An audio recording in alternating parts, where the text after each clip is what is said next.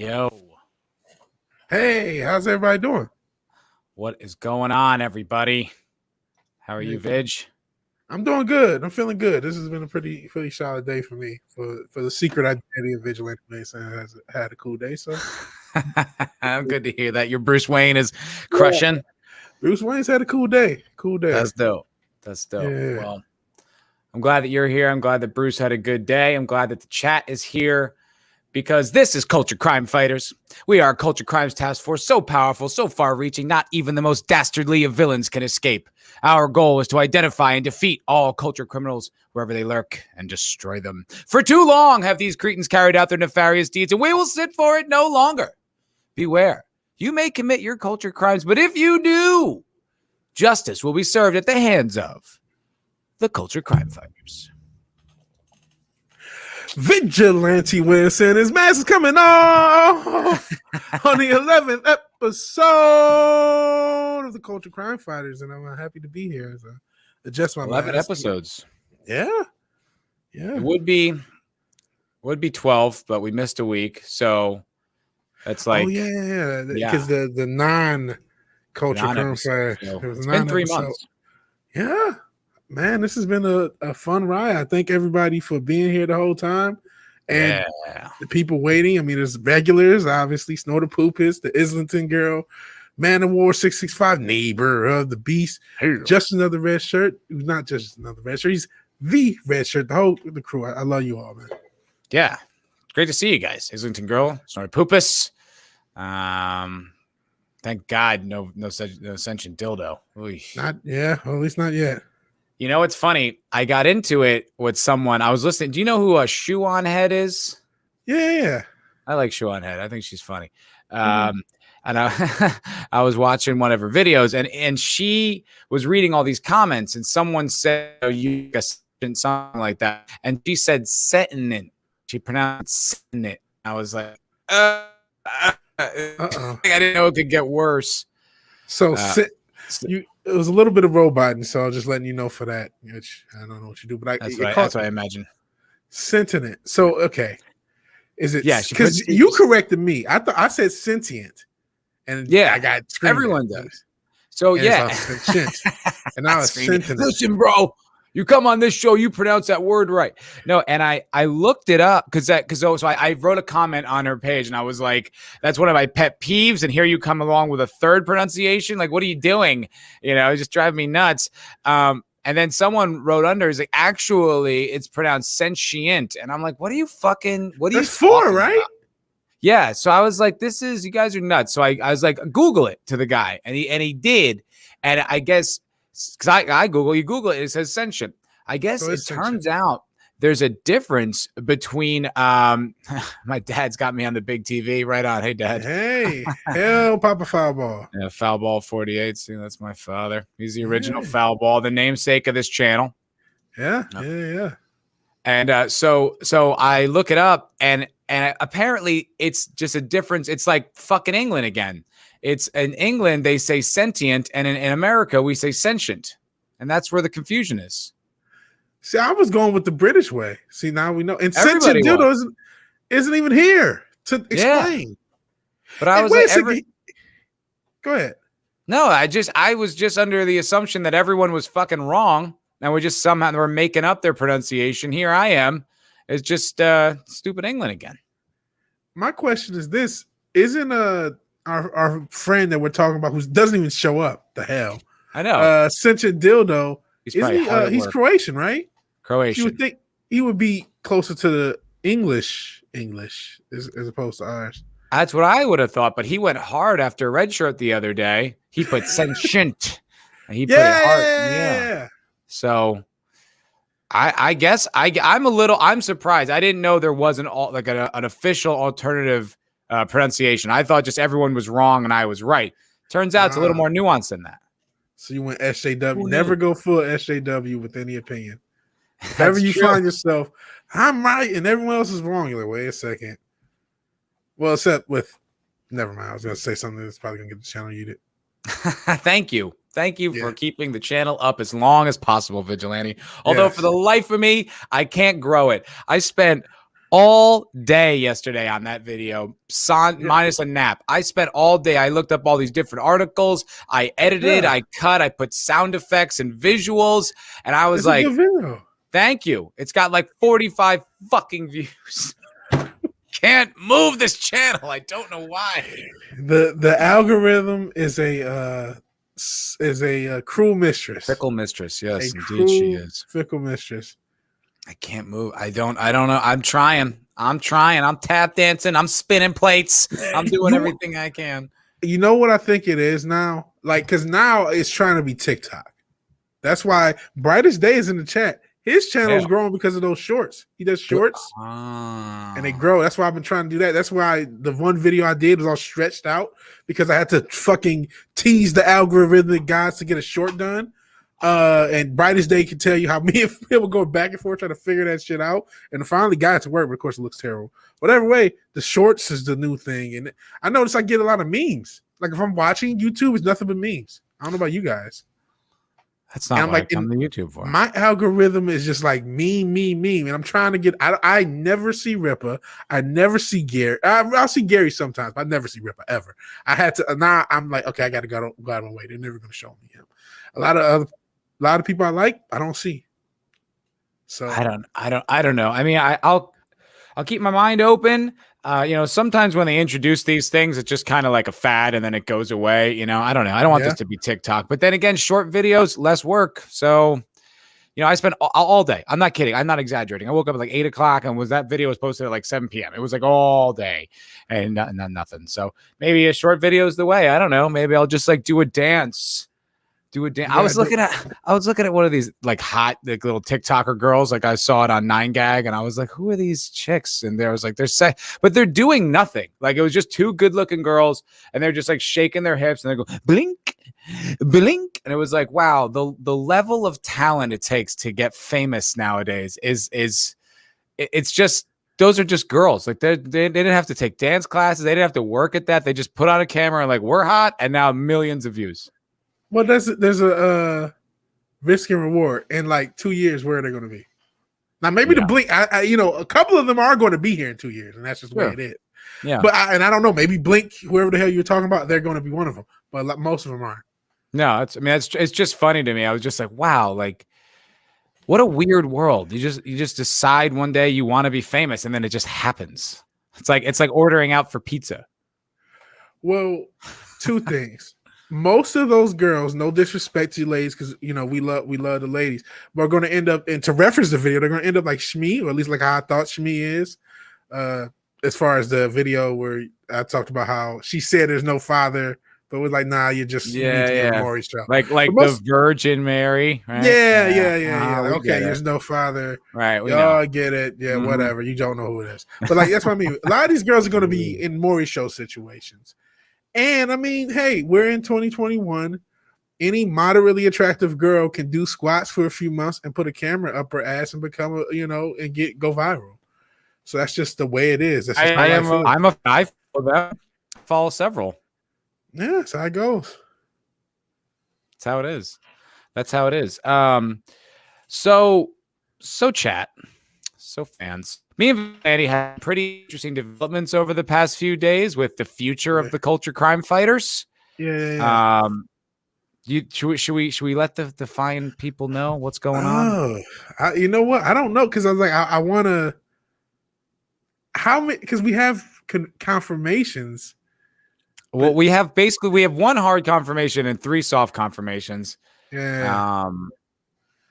Then maybe considering one is next week. So if he flakes, I mean that's on him. I think we can announce him. He said yes. So okay, let's announce next week, and then we'll just say we have future plans as far as further guests. And then I think the next 2 weeks. I'm pretty confident in the second week too.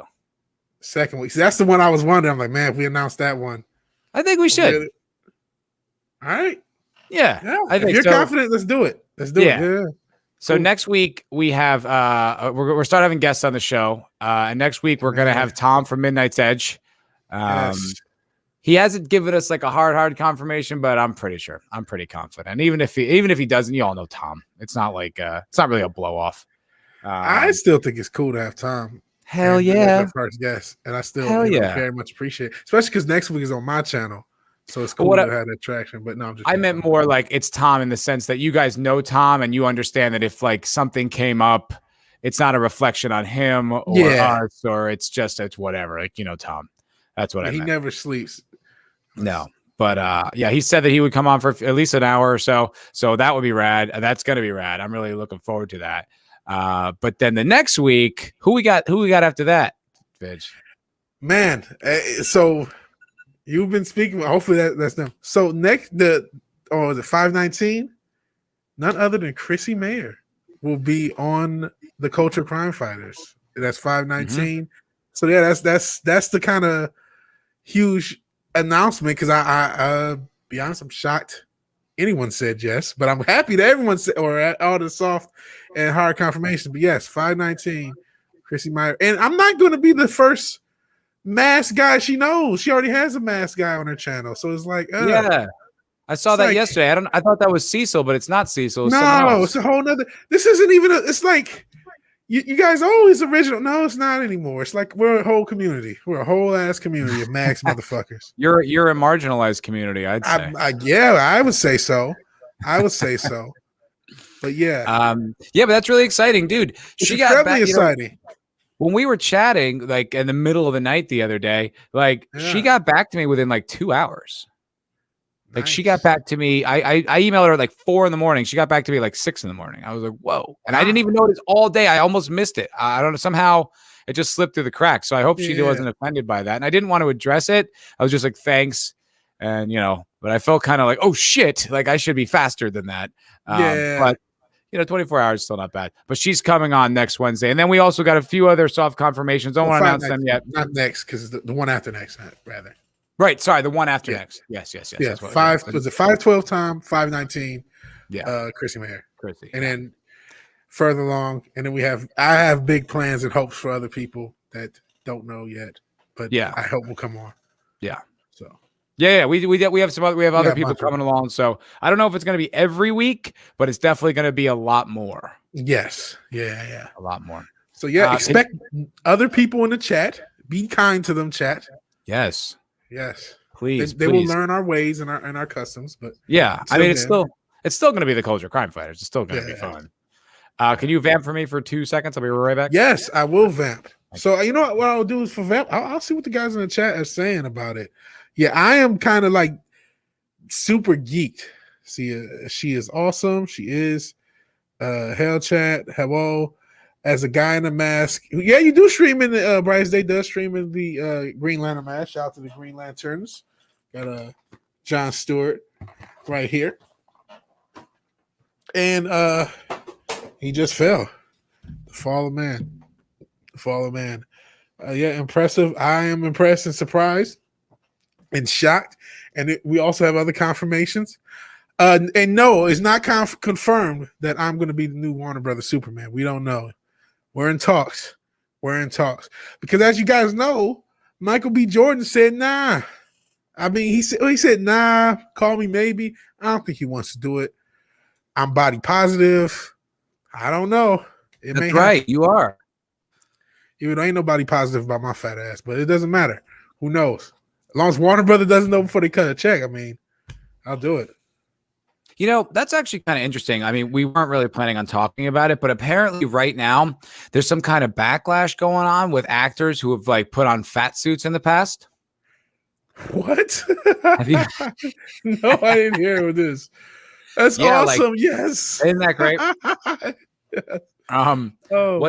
Yes. Sarah Paulson, I think, is coming under fire for playing someone in like a fat suit or whatever. And then Ryan Long made a sketch about it, like these two actors who were like used to play like fat suit, like comedic stuff. It was like, skit, but it was like, oh, there must be something to that. There must be this whole movement now of like people going after fat suit actors. And I was like, that is fucking great.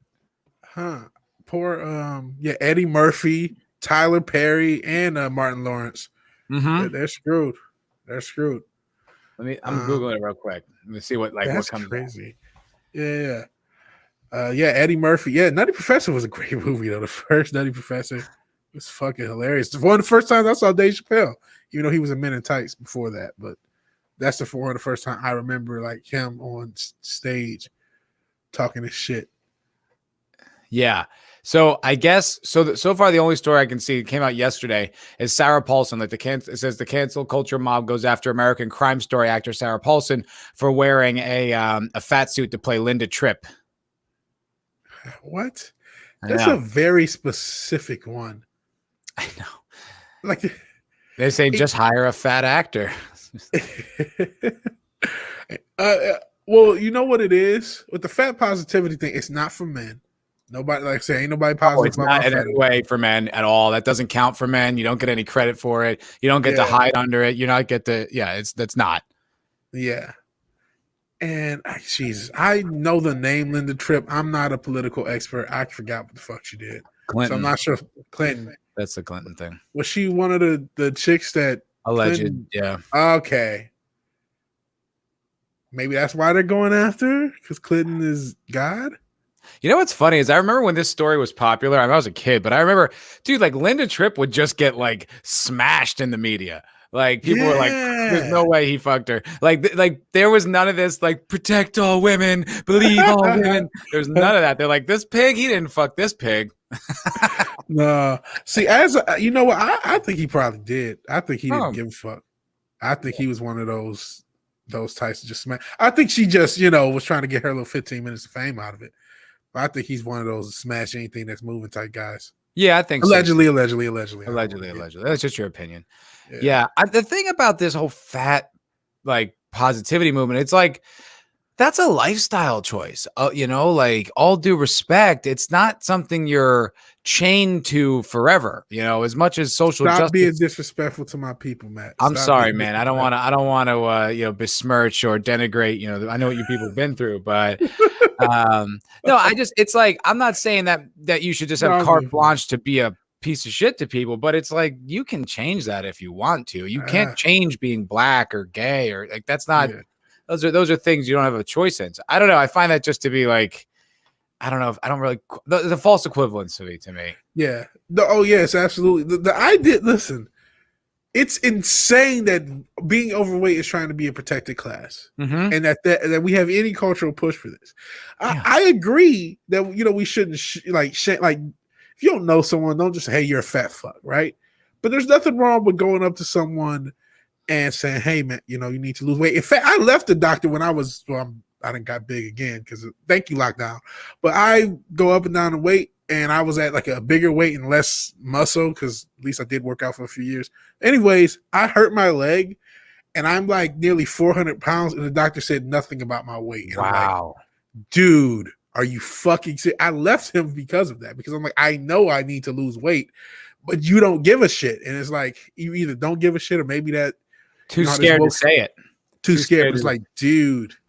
Yeah, like Ryan Long's got a great joke about that. He's just got a doctor. Like they won't say fat. So he's like, if you could just be like 25% less brave, that would be great. He'd put you in much healthier. Yeah. Got my first ever super chatter just sent me another super chat for the same amount, $6.65. Man of War 665, neighbor of the beast. We've met. Are you fat shaming me? Just do your job and dance. Oh no. Just say jokes, skinny boy. No. Now our fans have the same relationship with us that we have with Hollywood. That would be so funny if like people did get genuinely triggered, like all the stuff we talk shit about SJWs, and then they like once it comes to them, they're just like, oh, these fat shaming YouTuber shock jockers. But you know something? I saw that happen once. I don't want to name the guy because he said some out there shit. But it was a YouTuber, and he usually talks about like relationships and shit. And usually it's mostly shaming women, 90% of the time. But he went on the guys who go to the different countries and pay for play, so to speak.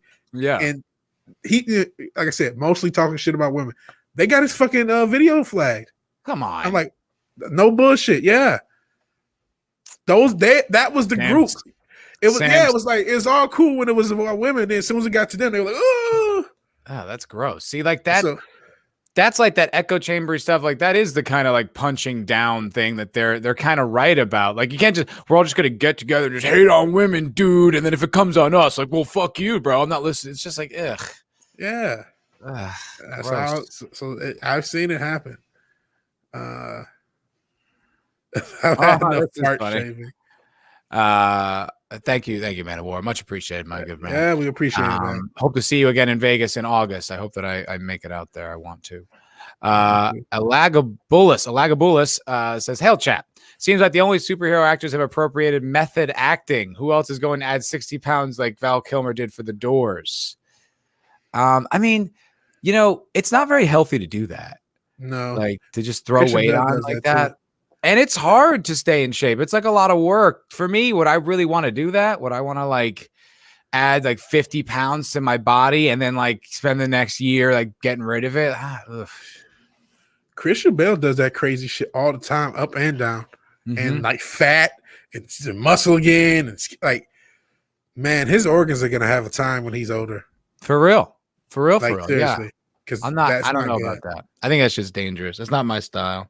It's not the kind of it's cool when you do it. And you really start to think about it, like, I don't healthy do that. No, I mean, listen, it doesn't look. I mean, you talk about Val Kilmer, his career, you know, went down after a while. You know what I mean? And who knows all that, because he was a pretty solid actor, pretty big star for a good period of time. Sure. And when did the Doors movie come out? 90s. It probably came. I know it probably came out before he did Batman, and that was kind of the thing. But I can imagine a role like that getting in the head of Jim Morrison. Like it's gonna stay with you. You're not just gonna, you know what I mean? We talk about, you know, Heath Ledger, a lot of these actors. That's you get into a role like that, it's gonna stay with you. You guys remember fucking Jim Carrey as Andy Kaufman? Like he was a crazy motherfucker on the set. Yeah, he fucking channel Andy Kaufman. Like certain roles, that method acting shit. That's a two-way street, man. I wouldn't want to fuck with double-edged sword, as they say, Vig. Double-edged sword. So 91. So so he still had a little career afterwards. So I can't blame it all. Yeah, then he got like throat cancer or whatever, and then that was that. Yeah. Oof, that's brutal. You see any video of that? No, I did not. He's got to talk through one of those things. Oh man. Yeah, and he looks like this like old Native American man. It's like it's really sad. It's really sad to watch. Oh man. You're just like, oh, no one likes to see that. Yeah. Just so and it's like because he's such a handsome guy, and now he's all end of his life, and he's just all it's like, oh God. I didn't know that. Yeah, it's not awesome. It's not awesome. The Islington girl, hello, my dear. Send me a $5 super chat. Says thanks for the show with a black heart. Thank you, madame. Thank you very much. Always lovely to see you. Oh no, it's a red heart in the chat. It's just black StreamYards. Yeah, StreamYards is black hearted, maybe. Yeah. Maybe it's just BLM propaganda. You know? Could be. They're woke. StreamYards woke. Yeah, so woke, man. Speaking of woke, do we want to move on to some of the stories we were planning on covering? Which one do you want to do first? Do you want to have a good laugh at the Black Star Wars safe space, or do you want to get into Kevin Feige's utter hypocrisy, the president of Marvel? Man, you know, I wish New Bomb Turk was here because I covered that Feige thing at least a couple days ago. He was like ready to shoot me over Feige. Like he didn't say it was a misquote. I'm like, dude, I checked a couple sources. Like, I don't know. I was trying to see if something came up. Nothing came up saying that's a misquote. So I wish he was here to see what he would think. But so is that maybe not necessarily as reported? I don't know. I think it is, but New Bomb Turk didn't, and he had no real basis for it. But his basis was Kevin Feige's never said anything like that before. I'm like, well, it's a different era. You know what I mean? Yeah. So, well, let's talk about it, or maybe we can talk about the Black Safe Space thing, and maybe like hope New Bomb Turk shows up. He's pretty regular. Yeah. Okay. Well, one thing with that is, without really knowing the story as much, I don't know if you saw Finn get removed from that poster. Yes, I did. Real quick, before we get to that, just because my dad sent me a chat and I would feel remiss. I feel like a bad son if I didn't address it. He says, what's the difference if you dye your hair or wear makeup or wear a fat suit for a movie? Fucking nothing. Nothing. Bill Burr had a Very great good point. bit about this, where people were giving Bryan Cranston shit for playing a paraplegic, and he's like, "Why wouldn't they hire a paraplegic guy?" And he's like, "Because that's not acting. That's not acting. He's not paraplegic. He's acting like he is. That's what acting is." And I was like, "Yeah, I mean that's the thing, but they're not." It's what do you think it is, Vig? Well, it is that. It's the silliness. It's like there's a bunch of people who are really, really stupid, and there's no other way for it.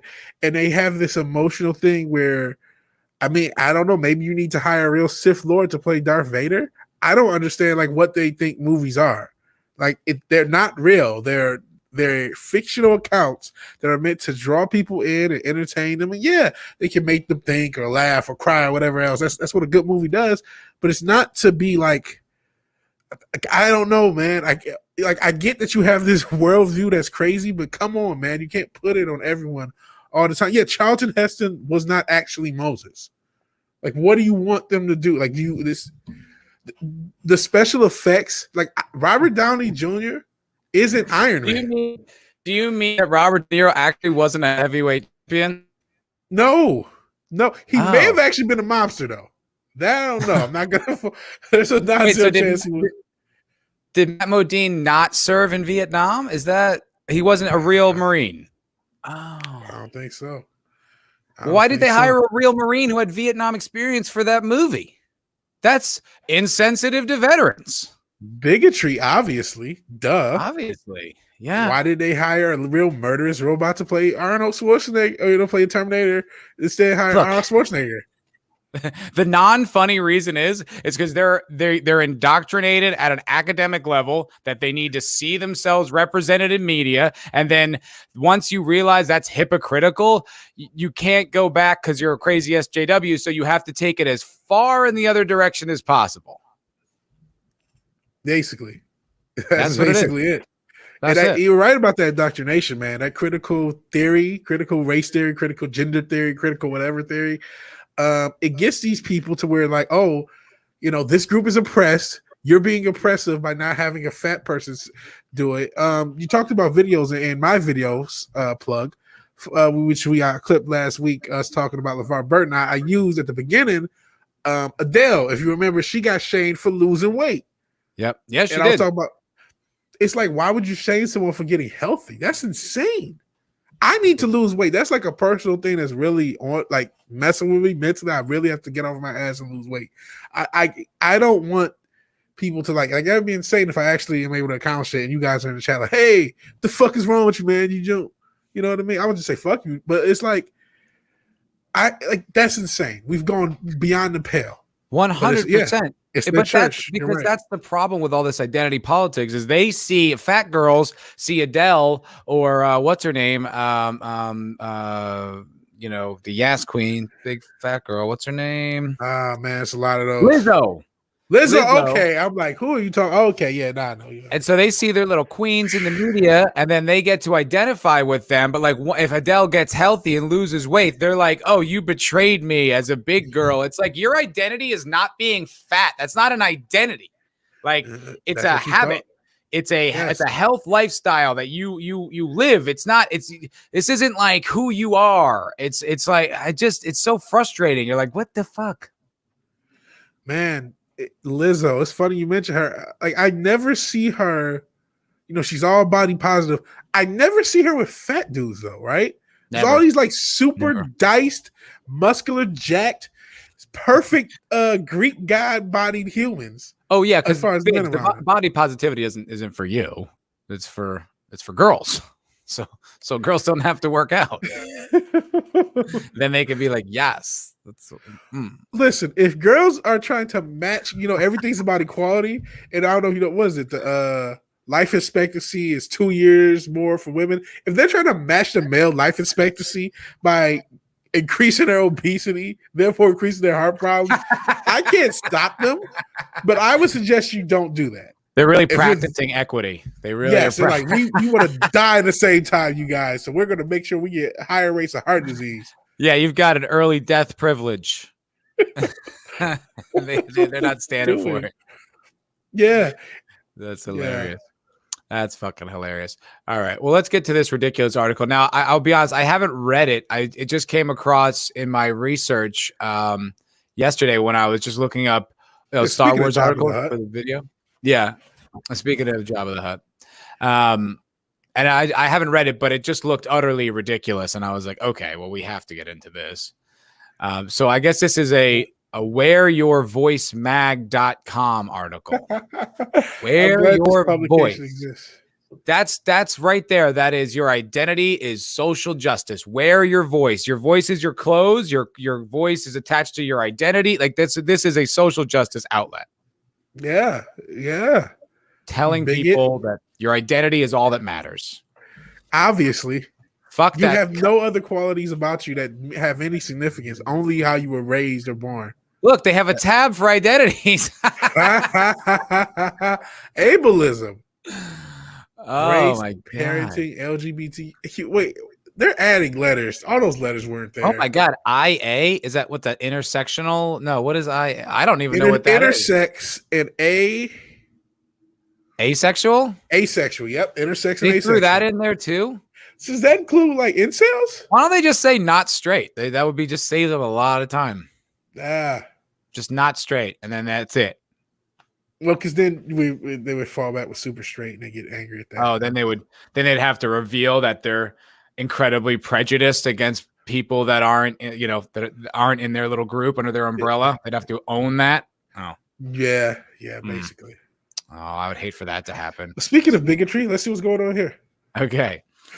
Culture and entertainment, how Black Star Wars fans create space for themselves outside the toxic fandom. What do you think that means? Just that article, what would be your based interpretation of that? So I would say that they're saying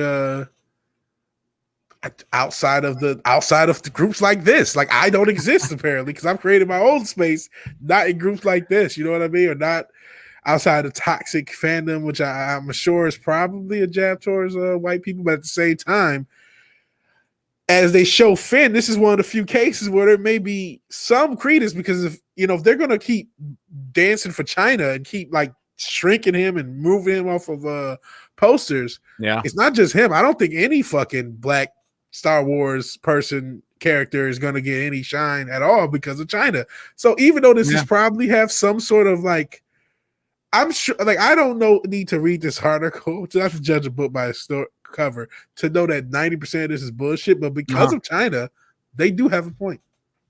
Well, they do, but I don't think that's what they're rebelling against. No, that will not be against it. It will be against Luke Skywalker. All white men are bad.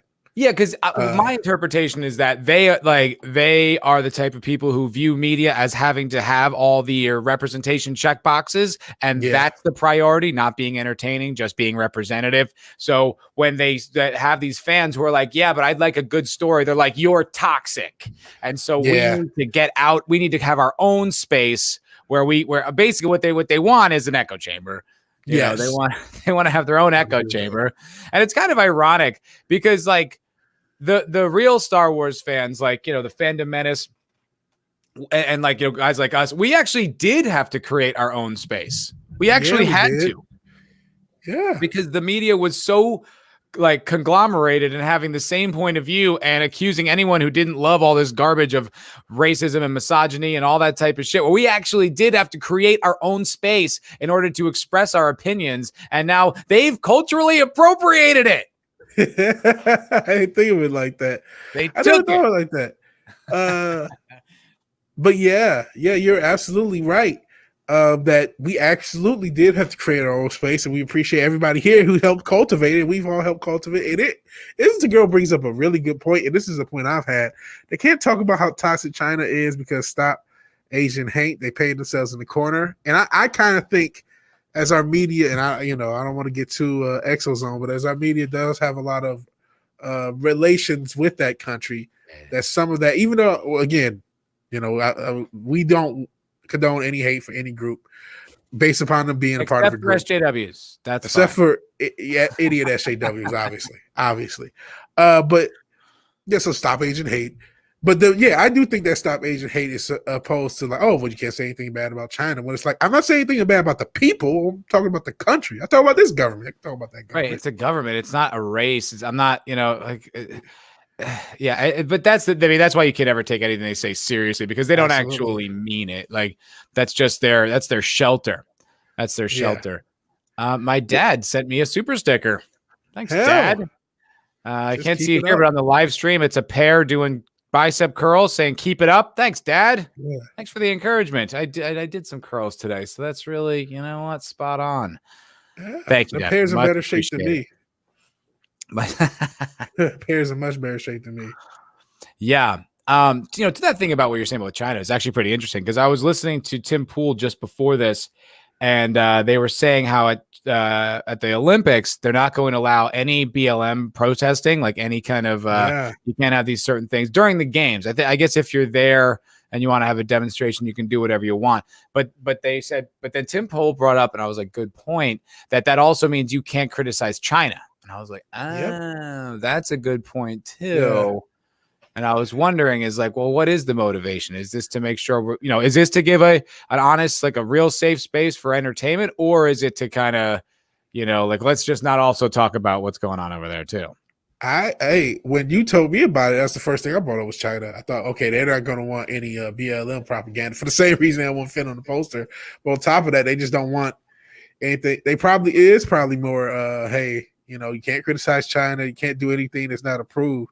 I don't think it has anything to do with like actually finally doing something where it can finally just be about what it is. We've been asking sports all year, just be about sports, entertainment, just be about entertainment, just try to take our money. Just do that thing. Yeah. Just do that thing and do it well. You know what I mean? That's the thing too. It's like, we're all, most people are pretty tolerant. It's not like the second I hear anything political, I'm like, I'm out. It's the thing. The politics has taken the place of the thing. It's not even the thing anymore. We don't get the entertainment. We don't get the sports. It's like you're watching the NBA. They're all wearing like communist propaganda on their jerseys. Group economics. Like, what does this have to do with someone getting shot by the police? None of you graduated college. Like, I don't want to hear this. Like, you're all drafted in your second year. Shut up. Like, I don't want to hear this from you guys. Like, also, even if I did think like you had something to offer, let's not have that conversation while I'm watching you play the game. Hate to say it, but please. Hey, you know what? You just got censored by the robot police. It's ironic that it happened there. I don't know. I'm suspicious. Really? Yeah, but I'll say it. Shut up and dribble, because you do it for fucking China. So yeah. All right, let's read this article. Okay. It seems that no matter what, Black Star Wars fans have to separate themselves from the online fandom discourse as a means of mental health preservation. Well, you being a black man yourself, do you feel that way? I don't get on Twitter for mental health preservation, so if that's what they mean, then yeah, I guess. All right, let's see where they're going with it. Maybe they're right. Maybe they're going somewhere with that. I don't know. By Monica Estrella Negra. I feel like that last name's not real. I feel like she might have made up her own name. That's a kick-ass name. Just happened. What's that? That's a kick-ass name if that just happened. Like it just happened that way. Monica Estrella Negra. Doubt it. I doubt it. Yeah. Following the removal of Gina Carano from the hit Disney Plus series The Mandalorian, a chapter in the massive Star Wars saga, old conversations involving the state of Star Wars fandom and racist toxicity came to the forefront again. It is not a secret that the fandom has endured its share of toxic discourse, but it has managed to maintain a solid base of black fans. Okay, I don't know where you're going with this. Though the lines of anti-blackness have clearly been drawn by white and non-black people of color fans in the fandom spaces. Really? Oh my goodness. Anti-blackness. Oh, I got a lot of Star Trek fans in the chat. You guys notice that when you go to cons, you notice there's it's a whites only sections for enjoying fanhood. Is that how you guys, has that been your experience? It hasn't been mine, but you know what? No. I have too many, my privilege blinders. I can't see it, Goodness. It's weird that this anti-black, because if they're talking about the past, they have to be talking about the OT, right? And like, so this anti-black IP was something that in the 90s, my like mom and stepdad showed me. Right. And I loved from like the time I was a kid. And they showed me it because they loved it in the 70s and 80s where every movie was new. So it's like, yeah, of course, it's anti-black, obviously. I'm sure they gave you like a preamble, but listen, this is really good. But just so you know, the people who like this, they're kind of the same as the KKK. So just be prepared for that. That's why Lando's flirting with Leia, because we are so anti-black that we want to. That's why Lando's the king of this city, by the way. Yeah. He's also like this emperor or whatever he is in the city, and is trying to, the president of the city, and is trying to bone Leia, and it's like, oh, that clearly they're so racist. Yeah, obviously they hate black people. They gave him, he blew up the second Death Star. Yeah, clearly that's racism. Yes, it's like clearly. Important characters in the franchise. Oh, and by the way, it's voiced by a black guy too. So yeah, it's clearly a racist franchise. You know, one of the most important characters in pop culture history, and beloved, by the way, a very beloved character. He's not like there's no tokenism in him. We love him. Yeah, man. I can't. Maybe they're going to go somewhere interesting with this. Yeah, let's see. Around, we got to see. You know? We got to give them see. a chance. Black people have loved all things Star Wars in our own ways, creating our own safe spaces to enjoy the sci-fi epic in peace. Oh man, because I don't know if you noticed the ancillary articles. I was doxed by white supremacists, COVID vaccines, abortions.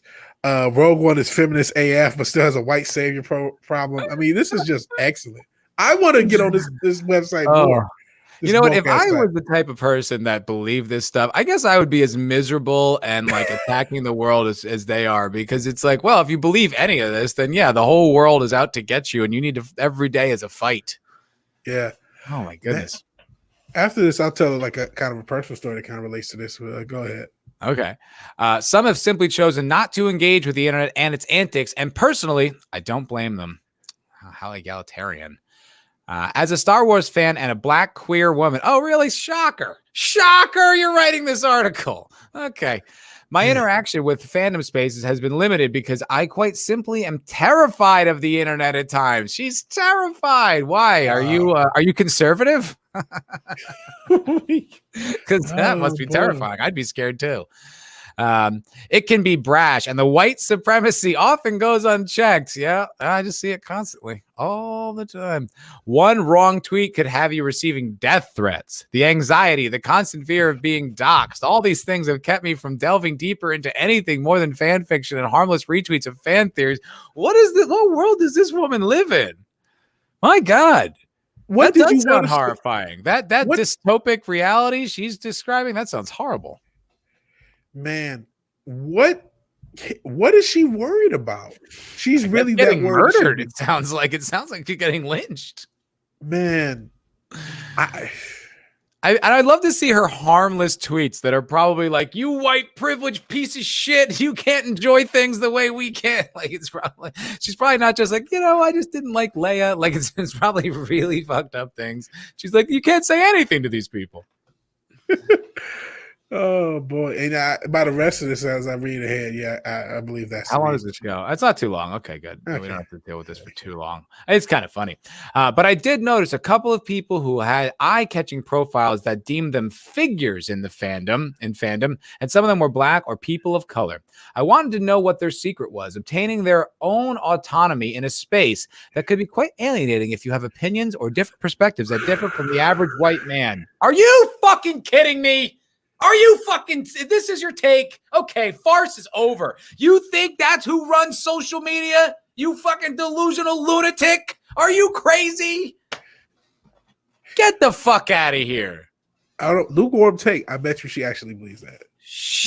Of course she believes it. That's because she has to keep the fire burning. But what kind of delusional human being are you? Do you think that like conservative white men like run Twitter? Are you fucking nuts?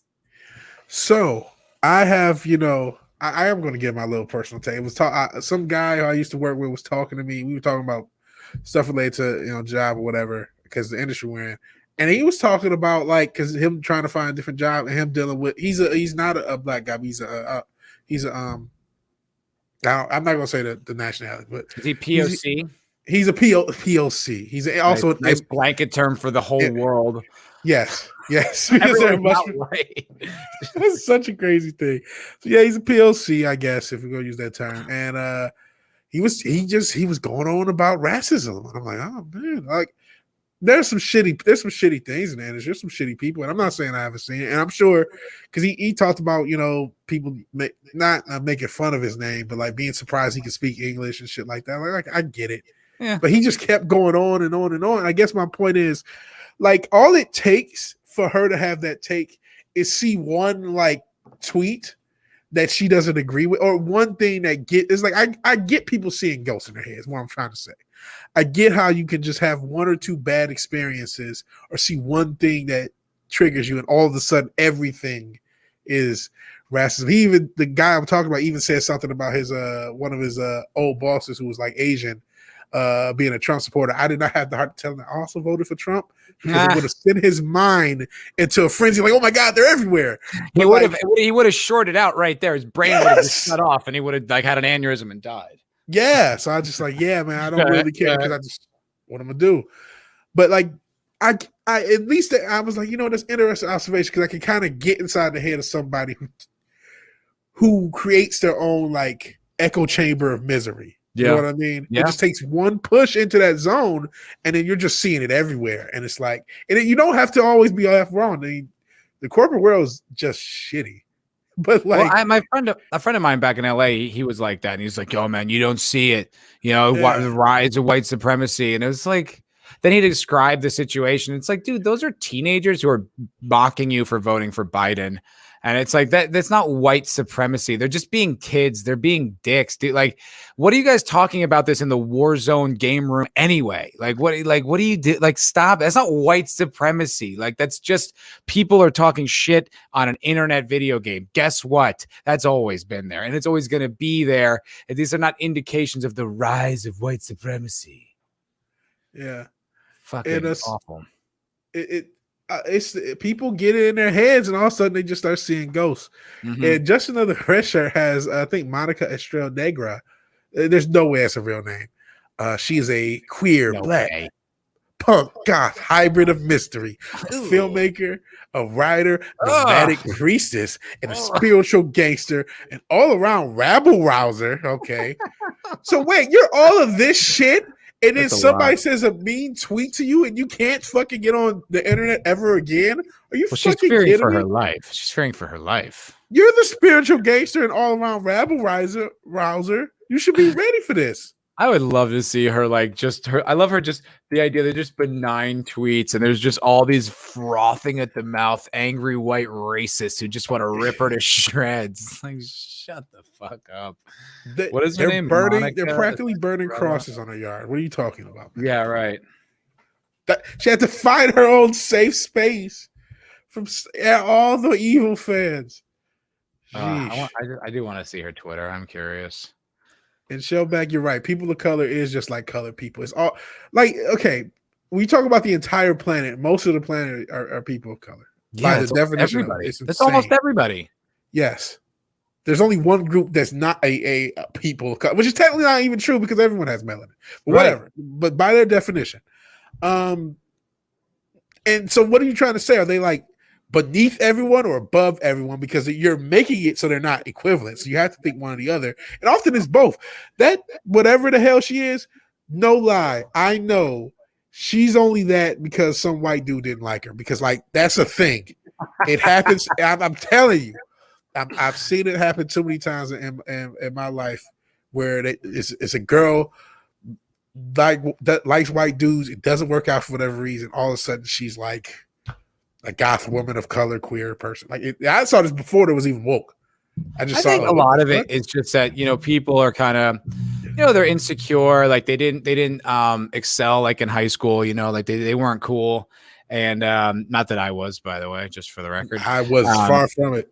Yeah. But then like they go to college and they their heads get filled with all these identity politics stuff. And that finally gives them a piece of like a sense of purpose and identity and belonging. And then that fills their entire being because now they know who they really are. Who they really are is a proud, queer, black woman. Like, it's like now they have this whole thing. And it's like, yeah, that's just taking the place of your self-confidence, like that's not really who you are. That's just, and now it becomes this big cause that they have to fight the world against. And it's really sad. It's really sad. Like that's because you see these people, they're not happy people. They're not happy. And I mean, I'm not appreciating anybody. It doesn't matter what the religion is. It's no coincidence that all these people are. Yep, Manolo Rivera just said new church. It's no coincidence that all these people are either atheists or anti-theists. That's not me trying to say anything about atheism per se. Even slightly a coincidence. But I definitely think if you're going to be an atheist, and that's your own choice, and there's atheists in it, you have to know human beings worship things. That's why, there's spirituality. There's a reason that there's every culture, or is it there's no civilization that didn't believe in a higher power. Hell, think about the Bible itself. Even if you don't believe it, relative to the story, they came out of the Red Sea was parted, all this shit. They knew that God existed. And Moses was gone for like a week, and they were like, all right, let's just pray to something else. Like, so that's just something about the human condition, that when it doesn't have a God to worship, or we don't have anything to worship or puts yourself into, something else takes that place. And that's the cult of wokeness. And before the wokeness culture, like wokeness cult, really spread and entrenched itself in this society, there was like other incarnations of that. Like Joe Rogan used to talk about how people like who did CrossFit kind of had like almost like a religious kind of commitment to it. And it had this community vibe too. People were showing up every Sunday to do their thing or whatever it was, and had these rituals involved, and they were all in this group. And it's like, it is a very natural thing to do. But then atheism became so cool and such the smart way to think. I mean, what do you believe in God? Like an idiot, and like everyone just has this kind of smug arrogance about being an atheist. And it's just like, yeah, look, man, believe whatever you want, but there's never been a society on earth that didn't worship some kind of a deity. And like, what, you thought about it for a little bit, so you figured out the mysteries of the universe? Ooh, fucking piercing, bro. Really cutting through the fabric of reality. Like I said, believe whatever you want, but your atheism is almost like it's its own religion. Like you have faith in your atheism. It's like, just give it up. Stop fighting so hard to have the edgy point of view. Fuck off. Yeah, and I know there's, like I said, I think there are some atheists in the chat. Don't leave us. We love you still. I don't care. But, yeah, but this is not an indictment of anyone with that belief. It's an indictment of anyone who's a zealot, and that's being an atheist zealot. You know what I'm saying? Mm-hmm. And Mike Beat says, "Can you worship food?" I mean, isn't that what the vegans do? Because it's similar to your CrossFit, which you were just saying. That's a similar thing.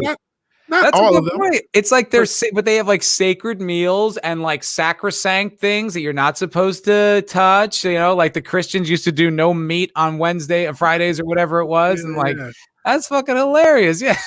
They have and it's very much a belief system, because you can prove like how veganism, like almond milk, like how destructive that is for the environment because of how much water it takes to grow one almond. So it's like you could absolutely prove, like without a doubt, that that's worse for the environment than a dairy cow. But that doesn't matter because they have their belief system, and that's what's more important.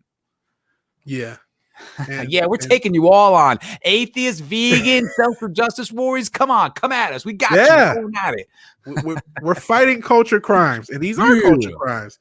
And a lot of people in the chat have really good points too. The Wake Down says, "I don't care about somebody's religious or spiritual beliefs are in particular, but the lack thereof leaves a void that needs to be filled, and we're now witnessing the effect in mass." I absolutely agree with that. 100%. And the social justice warriors are the best example, because they follow their beliefs like a religion, and they have a code of like a book like that says, "So saith, you are borneth with white privilegeth, and like never shall that stain be removeth." Like it's like they don't believe in like the individuality. It's like if the book says that this is so, it is, and then there will be no arguments about it. It is very, very biblical. It is, and again, it's zealotry. That's the thing, the zealotry. If you just allow people to believe what they believe, you know what I mean. My dad wants to know if we're okay with golfers. And absolutely, I have no issues with golfers. Yeah, that's my dream. Like I don't know how to play golf, but I always just thought of golf as just something. Maybe I'm internalized racism. It just seems like wealthiness. Yeah. Right? Or chillness, or like just chill. Like when I used to work, there was this one radio station like on Saturdays. When I worked Saturdays, they would just talk about golf. So on my way to work, I would always listen to it. It just made it like I wanted to learn golf because they just made it seem so chill. They were just talking about the green, and it was just like this is the most chilled out. Even though I know it's stressful as fuck, but I just wish I could just go hack on a golf course. But I have no clue what I'm doing. I actually live next to a golf course now. Oh, awesome. Yeah, Awesome. I don't play golf. I haven't played golf since I was like in high school. I don't know how to do it. I mean, it would be humiliating. I'd be shooting a 320. Yes, I would too. I shoot a 420. Yeah. Yeah. Golf and drink. That sounds like the life, Papa Foulball. Oh, you know what? I almost missed this. Manolo Rivera sent me a super sticker for $10. Thank you so much, my friend. Thank you so much. Cool. What did this? I gotta scroll up, see what he said. It is a it's a super pair, it looks like. It's a super pair. Yeah. Thank you very much. Flying. Well, you know what? Culture crime fighters, very appropriate. It fits. And we both have super pairs, so it works out. It works out. Yeah, man. Well, thank you so much, Manolo Rivera. Thank you very much. Yeah. Do you want to continue the article? I mean, we can, but I think we kind of know where this is going. I still sort of want to see where she's going. I'm a little curious. Okay. Okay. Yeah, this is great. Star Wars is a political franchise. No, it isn't. No, it isn't. You know who we got to blame for that? It's fucking George. He's the one who made that fucking episode 1 where they're talking about like trade routes and shit. Yeah. So he made it technically. That wasn't like a comment on. It wasn't like about NAFTA or something, you know, like when she says it's a political franchise, she means it's a platform for social justice warrior talking points. That's what she means. Yeah. Though some will argue against that. The premise of an intergalactic empire run by a bloodthirsty former Jedi. Was he bloodthirsty? I don't know if he's bloodthirsty. He's power hungry. I don't know if he's bloodthirsty. It's a very strange way to describe him. But with an army of corrupt politicians, seems to point out our own inept and corrupt governmental systems. So she's not wrong there. It's definitely a parable for real life. Forming a fictional resistance against the empirical over. That's not a correct use of that term. Empirical. That's numeric. So that's not the right. You're wrong. She meant imperial. Yeah, she meant imperial, but empirical is numeric. She went to college, Matt. Whoops. She knows everything. She's too busy getting mad at her white professors. Thrust the films into the hearts of viewers who might find the similarities to our own eerily transparent. Despite this plot, some people are hesitant to find that they replicate the same repressions seen in the canonical universe onto those who are oppressed in real life. Oof. That wasn't an elegant sentence. She went to college. She knows better. Oh, you know what? She's getting to the John Boyega thing, though. So let's see where she goes with this. John Boyega, who famously brought Finn to the Star Wars trilogy in 2015, brought intrigue and rage to the fandom when images of him with a lightsaber were released to the public. When was that? Have you ever seen anything that she's describing? Personally, I did not see it. That's not to say, listen, the internet's a fucking massive place. I am sure she could screenshot somebody said something like that. Yeah, I don't think it represents a significant voice. No. I mean, if you were to scour the corners, I'm sure you'd find some retard who, you know, felt that way. But I mean, it wouldn't be worth mentioning. Yeah, no, it was not a big. I thought a lot of people were kind of excited just for the fact that he was 100%. A former stormtrooper. I think people were upset that he didn't turn out to be a Jedi more than anything. Yeah, I was gonna say I saw actual more pushback to when they came up with Miles Morales and like the comic Miles Morales, like 4 or 5 years before that, and even then it wasn't significant, but I actually at least saw that it existed, and it's not wrong. Like, why do you want a token character? But I did see pushback there. I did not see any with Finn. None, personally. Yeah. I mean, I don't mind the idea of Miles Morales, especially because even though it's a total cop out, but the idea that it exists in an alternate reality. That was fun. Yeah.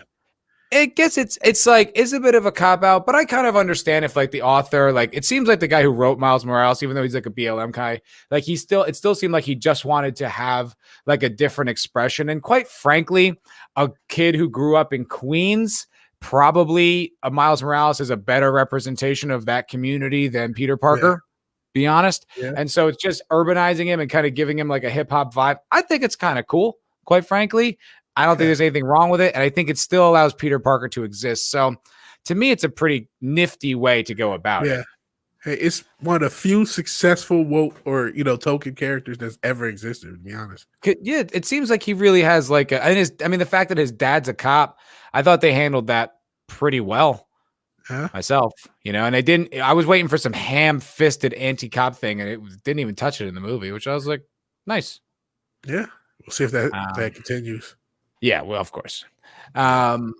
Speculation surrounded the new film and rumors spread that there would be a Black Jedi headline in the trilogy. The sector of lifers were absolutely appalled by the fact that a non-Skywalker would be a main character in the continuation of the series. I mean, okay, but that's not racism. Even if that was true, which I didn't hear it, but that's still not racism. Some were blatant about their discomfort of having a black man lead the initial film. Some.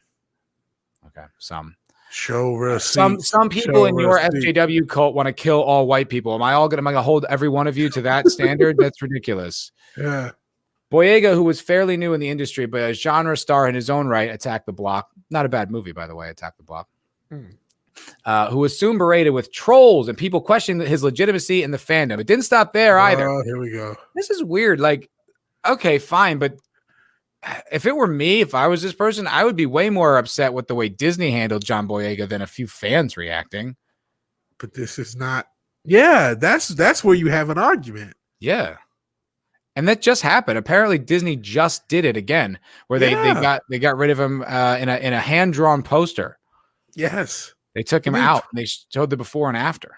Yeah, they keep doing it. This is a pattern of this, and that I'm kind of skimming through this. I think all this is just white man bad, fans are racist, and that's it. Yeah. It didn't stop there either. Kelly Marie Tran, who starred in The Last Jedi, fell victim to the fandom menace, and others who trolled and criticized her character, her appearance, and ultimately forced her off social media for good. She did get hammered. Let's be honest. We got name dropped, but people didn't like the character. No, they didn't. They didn't like what she represented either.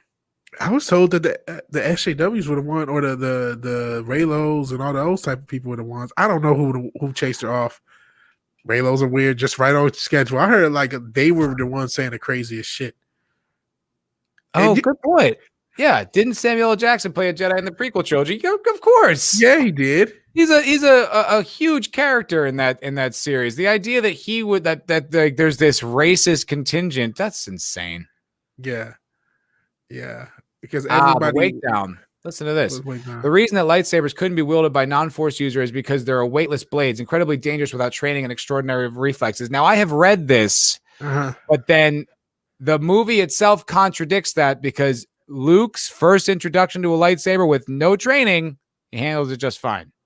Not only that, remember the beginning of Empire, Han saves Luke by using the lightsaber to cut open the tom-tom. Yep.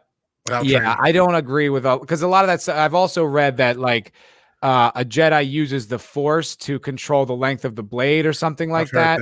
That couldn't possibly be true either, according to the movies. So to me, the movies are the canon, especially the original 3, and that's what matters. That's the lore that matters to me. So I understand that, but everyone. Speaking of that, I'm not defending KK and her craziness, but the EU is responsible for a lot of craziness too, because like Mace Windu, he's apparently like alive. Fucking Boba Fett obviously was alive. Oh right, I hate Darth Maul's alive. Like, I'm sick of the EU. Like, no, I love the EU. I'm sure there's good stuff. I remember reading some of those Throne books when I was a kid, but like, man, like, no, you can't just make everybody we saw died in one way or another didn't die. Boba Fett is fucking dead. Like, that is ridiculous to bring him back. I don't care that the books did it. He's dead. Boba Fett's they dead. should have did it. It like that type of stuff. Like, when you do shit like that, it's like you really undermine what started everything. Like, I know you're trying to create an interest, but it's like, why? How come you, like, when we met Boba Fett, we met him and thought he was interesting. So when we meet your new character, maybe we'll find him interesting. But just using the old characters that we like, it's like, it's just so weak. Yeah. All right, let's get through the rest of this. And unless it just becomes I'm just kind of curious. Disney was shockingly quiet on the treatment of the 2 stars received. Outside the obligatory social media mentions of not tolerating any type of racism or sexism, The pivots taken in the last installment of the film trilogy, The Rise of Skywalker, made some speculate that the fanboys and their toxicity had won after all. That's your interpretation of that movie? That we won? Yeah, clearly that movie was for the alt-right. We have very different interpretations of the world. That's why Haldo had her super secret plan that she couldn't tell anyone. And it was to do something that no one knew that was even possible because it had never been demonstrated ever before. Or again, ever. It was or again, yeah. So, yeah. God. Tran was removed from the majority of the film, and Finn, despite being shown with the lightsaber in The Force Awakens, was reduced to a character whose development was sidelined in order to make way for a... Okay, so what she's doing is she's forcing her narrative and using real things, but trying to make it about toxic fans. When the truth of the matter is, it's Disney. Wait a second. She mentioned the Phantom Menace, but if you look at it, she's talking about the Reylos, really. Because she said in order to make way for a problematic love story. Yeah. So she's just not interpreting these things correctly. Like what she's doing is looking at all these things, and because that's the way she looks at the world, it's all racism. So that's how she's seeing it, and she's manufacturing the narrative in her head instead of realizing that Disney was trying to play to everybody. They were trying to listen to the criticisms that no one liked, Carly Marie Tran, and get rid of her, but they still wanted to get the Reylos to happy by having the kiss, but then they also want to make sure they sell it to China, so they sideline John Boyega, and she's seeing all of that as white supremacy in the fandom. Huh. Well, she's inadvertently attacked the Reylos, so I say we stick the Reylos on her, man. I say miserable, let them eat their own. This girl does not need anyone to attack her. She's an unhappy person. There's no reason. She doesn't need anyone else to bring her down. She doesn't. Speaking of which, plug for your video, because you talked about how stupid that damn kiss is. Thank you very much. Yes, please check out his video. Please. I worked so hard on it. Yeah. And the Wake Down and Islington girl, who are both here, they both saw it, commented, and liked it. So thank you guys. Thank you for your support. It means a lot. Honest to God, it means so much that you guys are like regular fans and like hang out. Like, I don't ever want to take you guys for granted. I really am grateful that you guys are here. Yeah, we really do appreciate you all. Thank you for being here. Here's Matt's video. That is actually really good on talks about that fucking hand, which is crazy. But it's so get into it. I had fun with that because it's so absurd. It's such a ridiculous postulation. And like I said, like a kid caught in a lie, they just keep making more and more lies to try to justify the original lie instead of just coming clean. That's exactly what it is. And yeah, that's what I mean. I know. I think the Wake Down says something about the EU, and I know this isn't EU. This is Disney Star Wars, but just the extended canon in general. There's always a risk of fuckery, and then when you have it in their hands, as far as Disney is in there, they have to justify Snoke. They have to justify what they did, and it's like if I were to follow this canonically, you're basically saying nothing we saw in the original trilogy mattered at all. Except maybe his hand getting cut off. Apparently, that was the most significant thing. I don't know. It's just so stupid. Like I was thinking about it. I was like, you know what would have actually been an interesting idea? Like, if the sequel trilogy did focus on Luke Skywalker and allow him to be the hero, even if he was the mentor to Rey and passed the torch, I have no problem with that. But still, the story should be about Luke, not him as like a peripheral character. But if Snoke was a clone of Luke Skywalker and he was the villain and Luke had to face off against like a villainous version of himself, I would have that sounds like a really interesting story. That would have been better than what they had. And they've already established cloning. You already kind of have that teased, and you would almost be teasing Empire when he sees kills Darth Vader, but then sees himself. You know what I mean? Yeah, now we have that being called back. Almost. Yeah, it doesn't need to be such a stupid thing as the hand was preserved. It could have just been like he got into a fight and, he got grazed with a lightsaber and blood splattered on the wall and they took that blood. Like, it doesn't have to be anything more than that. Yeah. But the idea that they had to go, we had his hand the whole time. It's like, you did? Where? Didn't that Death Star blow up? Like, so someone got that hand off that Death Star before it got blown the fuck? Wait, I mean, that was Cloud City. It was Cloud City. That was Cloud City. You're right. Yeah. But no, somebody said it right. There's somebody working, find a hand and immediately know, okay, let's get this to the Empire because they may need this to clone. Like, we may need it 40 years later for a super villain for a new. Like, that's insane. And you know what? This is kind of a hole in Mandalorian. Why are they acting like cloning is such a hard thing to perfect? Like, they've already done it so much. He already did like 30 years before this. They had a whole army. Yeah. Like, we're past that with clones. That's the VCR. We're good. Yeah, that would have been like almost 100 years ago or something, like in the canon of this story. Yeah, that's why, man. I for me, there really is only 4, 5, 6. Yeah.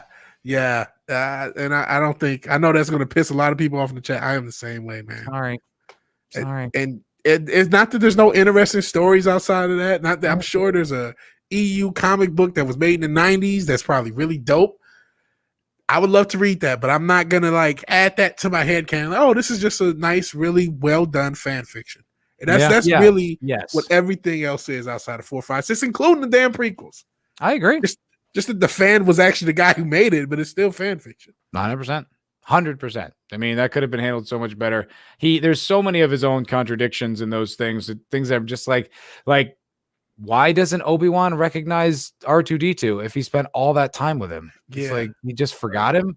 I don't seem to remember owning a droid. It's like, what are you talking about? You owned this droid for like 5 years. Yeah.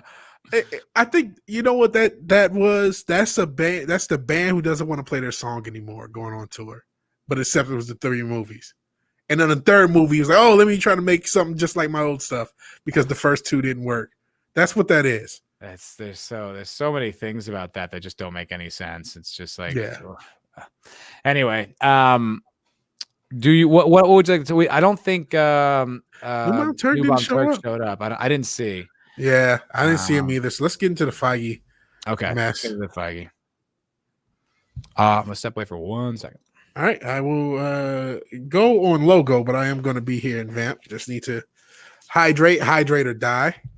Appreciate everybody in the chat. So Mike B said the stuff they did between episode 1 and 2 of the Dark Horse comics were good. Like I said, I'm sure there's really, really good stuff. Good material. The Wake Downs, you want to point me to the direction? Anybody want to point me to the direction of any good comic arcs that either Dark Horse or Marvel did or whatever that I can find in collection or whatever? I would love to read it. I'm sure it's awesome. You know what I mean? But it still wouldn't be canon to me. You know, and I'm still enjoy it. Honestly, for someone like me, as far as Star Wars content, that'll be the only content new content I'll get. Stuff like that you got. Oh, this EU story was good, and I might check that out because I'm not checking out anything Disney does. And I'm kind of glad that Gina Carano rumors are probably going to be squashed after we cover everything. But yeah. Do you want to? Maybe we'll go right into that. Maybe we'll do the Gina Carano. Okay. Gina. We're on Star Wars. Yeah, that works. Keep it on Star Wars. Yeah. So Gina. Is there an article or is it just kind of let me see. Okay. Because I think Bounty might have something on it. Yeah, probably. I love Bounty in the comics, man. He's awesome. Shout out to John F. Trent, shout out to Dolify and all the people over there. He is, I mean, he was like the backbone of that video I made yesterday. Man, he's the backbone of this community, and because let's be honest, man, that whole organization there. Shout out to Spring Heretics, also I remember, but like that, there's no real media outside of that's really kind of covering things with any perspective. That's like truly woke, I guess he's got a new. I guess Spencer Bakuli is another author, another contributor on his platform, so maybe he can start pumping out more articles. Yeah. That's cool. Good for him. Yeah, and I can't find. Why can't I find? I thought I saw this yesterday on Bounding. But if you guys don't know, yes, Gina Carano. Okay. Oh no, this is just when they reversed the decision. So basically, Gina Carano has had these issues. Obviously with Disney, and they have Nat Geo. Disney owns National Geographic, and Bear Grylls' show. He had an episode with Gina Carano. Initially, that got taken down, and it wasn't going to come out, but it has since been restored. But at the same time, they're trying to kind of hide it. I guess is the story. Like you can't. It's harder to find on the platform on Disney Plus, and so it's like they're only halfway crooked. And to me, that kind of puts the end to any possibility of her coming back to the Mandalorian. I don't believe that's happening. I never believed it was happening, but it's kind of I'm glad to kind of like, okay, we can kill that now. We can end that. We can stop, holding out hope. I get a lot of Star Wars fans. They're Cubs fans. They're Raiders fans. They're Eagles fan, whatever. They're loyal, super loyal, diehard fan base. I get it. Is that you or is it me? Yes, me. That's me. Okay, I was like, no, okay, so I guess Drunk 3PO covered it. Okay. He has a video out about it. I guess what it is that so they took her episode down, then they put it back up, and about a week ago they reported, oh, she's getting it back up. But now, I guess according to 3PO, is that Disney refuses to use Gina Carano's name in her running wild. Is that what it is? That's what Drunk says. That's so fucking petty. But again, I'm almost glad because it means we're not. Yeah. If you're that petty, there's no way you're bringing it back. Okay, so look at this. This is in his video. I was just sort of, scrubbing it. But look, it says episode 6, Danny Trejo. Episode 8, Caitlin Parker. Episode 7. Wah, wah, wah. Wow. That's not petty at all. Dude. Jesus. Bro, they are so, like, it burns them up that this woman, like, never conformed to them and refuses to bend the knee or conform, and she's become this like martyr, and we all look up to her and love her. It's like they created, like they made her, they blossomed her, they created a monster, so to speak. Mm-hmm. Oh man. Awesome. Yeah, I think it is awesome. I think it's great. Because like I said, I'm glad this rumor is killed, but one thing that went in my head, because as much as we talk shit about rumors, rather than we believe them, sometimes there's a truth to it. Do you think there's any possibility that they went to her, it didn't work out, and then they did this? Because the fact that they would even bring the episode back is kind of suspicious. And it might be legal. I mean, it might be like a legal issue. Like maybe they can't legally pull it down. I don't know. Yeah, could be. I mean, I think they just want to get rid of her. Like, I just think they hate her. So they're going to do whatever they can to distance themselves from her, as within their legal rights. I that's what I tend to think as well. But I just thought, like, if there's any possibility that there was some sort of talks, and it wouldn't surprise me if they were, because I mean that's fucking Rangers of the New Republic show. I can't imagine that wasn't the Gina Carano show. And so if you got a whole show basically semi-canceled off of that wasn't a planned out decision. That was a rash decision. I mean, it's planned out from the perspective they wanted to do it. Right. But it's like, there's a lot. If you're Jon Favreau or whoever the showrunner or the, head people behind that show, you've got to be like steaming. Like, what are we going to do? You just fired our star. Yeah. Yeah. Well, I think that's what that really speaks to the internal civil war, is that there's people there that like have all this power, do things like announce shows that no one had any intention on making as kind of the power play. And then, enacting their power to get rid of Gina Carano when it's also, there's another show that was planning on using her as a lead. I got to say, it's pretty funny. I think when we all first met Cara Dune, I think collectively we were a little concerned that Mando was going to be getting schooled by this girl, and it was going to be this kind of like girl power thing. Never did I think any of us realize that she would become like the avatar of our rebellion. I don't think she thought that either. Because she always came off of someone who found out all of this all at once. Like, she didn't know there was even a culture war going on, and then it just happened to her. And she's like, what the fuck is this? Like, people get canceled because of things they say. What? You know what I mean? Because 2020 was really everyone's wake-up call. Dad's got to go watch the Mets. All right. Good luck, Mets. Yeah, I don't know. I don't know why you do that to yourself, Dad. I just I can't. I can't. But I love you, Dad. Good to see you. Yeah. Shout out to Papa Foulball. And shout out to Mets fans. Star Wars fans are just like them. You know what I mean? There are people who they want it. The same thing. No matter how many disappointments they get dished out, they stick around. Yeah. Because those years that were magical, you had the Mets in the 80s and the Mets in the 60s. You had those great teams, and you're like, we can do it again. But it's like, it's not gonna happen. It's okay. So you're saying about that happening to Gina and her not realizing that was the situation. That is, I think that you think you're nailing it. I think that's exactly right. Because I think at first she just kind of was poking fun at it, just saying, "Oh, my pronouns are beep, bop, boop." Yeah, just like I don't really play this kind of garbage, and then just like wouldn't submit.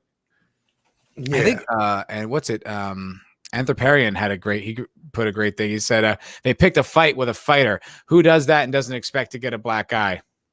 I like the way that's put, Anthroparian. Shout out to Anthroparian. He's a day one. He's been there since like 20 subs with me. So shout out to Anthroparian. Fucking A. Yeah. Shout out. Yeah, that's a great point. I do like that. Because that's what's so cool about her is that she earned her way. I guess she is from like a wealthier family. I'm not sure. Yeah. Like, I guess like a wealthier family out of Texas. I'm not entirely sure on this, but she chose a very difficult path in life. I mean, being a professional fighter is no joke. Like, just even from just a training perspective, like that is so much hard work, so much discipline, so much money, so much investment in equipment and training and health regimens and all that stuff. I mean, that's an incredible. But then you're going up against professional athletes who professionally know how to strike you and armbar you, and you're sparring with these people all day, and you made it. You were successful at it. Like, she's not an MMA legend, but she had I think like around 10 professional fights. That is an unbelievable accomplishment in the world. And now you think like someone like that, someone who went through all that, you're going to be able to bully her around? No. Yeah. I don't fucking think so. They did. And I mean, it's come to what it's come to. But like I said, I'm just, in a way, I'm relieved that they're doing all this petty stuff, because I hate the Mets fans of the fan base who really believe they want Star Wars to be good again so much. Mm-hmm. The damn Luke scene, they care again. You know what I mean? I remember, when Doomcock talked about the fucking the potential scene they had with Luke, Leia, and Han, and that not being in the movie just because Kathleen Kennedy's a troll. That shit got to me, and I didn't think it would. I understand this franchise being so important that you care when you shouldn't, but it's time to move on. Love what you love. It was the opposite of what they say. Enjoy the past. Love it if you have to, but kill the present in the future. It's done. Make them prove to you they can do good work, because I don't think they can. That's exactly it. And try not to fall for their emotional manipulation, because that's all that was. Yes. I mean, it might have been partially, respect for the character and, hey, we're going to bring him back. And, but they didn't earn that. No. That wasn't building to, if in episode like 2, you had Grogu, Baby Yoda. You had Baby Yoda and Mando, and they were like, I got to get him to this Jedi settlement, right? And then for 2 seasons, he had to fight his way to get there. And at the end of that 2 seasons, you paid it off, and it was Luke. Yeah. That would have been awesome. But they just kind of slapped that on there, and it was like, that's a bunch of bullshit. Like, yeah. I don't buy it. I don't buy it. I never bought it, and I got a little shit pushback at the time, but it came to pass. And I never bought it because let's be honest, they didn't get to become a $1 billion corporation because they don't know how to manipulate people's emotions. Mm-hmm. They know what they're doing as far as getting people to spend money on their products, and it's very smart to go to Luke. That made sense. I'm like, this is especially when you've pissed off so many people. So I thought of this like, okay, this is it's a trap, so to speak, and I think it was. Well, it's almost like the way they used Luke, Hannah, and Leia in the marketing of The Force Awakens. Like, hey, all your favorite people are going to be here. But in the meanwhile, we're actually going to humiliate all of them except for Leia. And now we're going to actually make Leia the most powerful of the 3, despite that. Like, but not even powerful in the ways that she was powerful, like, and powerful in the way that Luke and Han were powerful. And it's like, what are you doing? And then just, using that humiliating the characters. It's the same kind of thing. It's like, hey, remember Luke? And it's like, remember Luke? Fuck him. And you're racist for liking him. How dare you like Luke Skywalker? You're racist. Oh, you're black? Internalized racism, you bigot. Yep. There's no winning. There's never a point to be had with SJWs. Yeah, there is no winning, just losing in different ways. Yep, that's true. That's why you don't engage. Yeah. Do not engage. All right. So got about a half hour left. Yeah. Feige? Yeah. I guess I don't let me just see because I'm actually multitasking and I don't see. Wait, is Luke a virgin? I never thought about that. I'm sure he's not. But no, I don't see New Bomb Turk. So I guess we're just gonna we'll never know his take. We tried. He usually hangs out in the cocktail lounge, right? He can correct us if he needs to. Yeah. Justin of the Red Shirt said he doesn't think it was a trap. He thinks Favreau was trying to make Lucas Star Wars. Not Disney Star Wars. KK has to put a stop to that. I mean, that may not be untrue, but yes, listen, I want Jon Favreau to actually make really good Star Wars. Mm-hmm. And in a way, I am rooting for him, but I'm not caught up in rooting for him to the extent I still see Disney as a monolith. So when they put something out, like, okay, Kathleen Kennedy may not have known that it got filmed, but at some point this is on tape and they have the ability to edit, release, do whatever. So they greenlit it. Whoever greenlit it happening outside of Jon Favreau did it for Memberberry's money. They didn't do it because they cared about the fans. And like I said, like as much as I think Favreau, is a fan and could potentially produce good Star Wars. I mean, this isn't a good show. No, it's not well executed. It's a series of distractions of, little visual, look like fireworks. Cool. It's like there's no story to this thing, and it's like, look, say whatever you want about modern entertainment and escapism. The original 3 Star Wars had a great story. Agreed. It's a great fucking story. Special effects were incredible at the time, but that's all served the story. And so, I don't buy this whole thing where it's just fun. It's just mindless. Turn your brain off and enjoy it. It's like, that was never my experience with Star Wars. That's not the type of experience I want to have with Star Wars. So I'm not going to lower the bar because this isn't woke and trash. It's like, okay, but it's still not good. Yeah, it's still using all the things that I love about Star Wars to kind of manipulate me into liking it, and I just won't do it. I'm just not partaking. Yeah, and that's what I felt about the Luke thing. And in general, when it comes to The Mandalorian and all of Disney Plus shows, there's a formula there, or at least forming, of this artificial length, artificially dragging things out. 100%. Bloating it, yeah. Bloating it, not really having a point, just trying to wow people with special effects and intrigue that's not founded. You know what I mean? Yep. Not earned. Not earned. Disease is leaving. Later, Disease. Oh, hell, Disease. I appreciate you being here. Man. The Witcher did that a lot. It was just these episodes that were just a random mission. And it was just, it's like, oh, people like video games. They like side quests. It's like, I like when I'm playing them and I'm getting the XP and the item drops. I don't want to just watch someone else do one. Yeah. That's not fun at all. Like, side quests are great because it elongates the gameplay. It's not a story though. Yeah, it doesn't work. I call it Mandalorian. Link the Mandalorian, or he's just Link. Yeah, Link to the past. Link to the past, and they did the same thing with WandaVision. I didn't see Falcon and Walker Soldier, but they did the same thing. WandaVision was one thing they are doing is they're making use. They make the best use of week to week format of any streaming service because that's a good point. They really make you think they have something going on. Yeah. They and that if I got to give them any credit, again, they're evil. You got to respect your foes. 100%, yeah. They know what they're doing as far as getting you to watch each week. That's what they're good at. They're artificially doing it.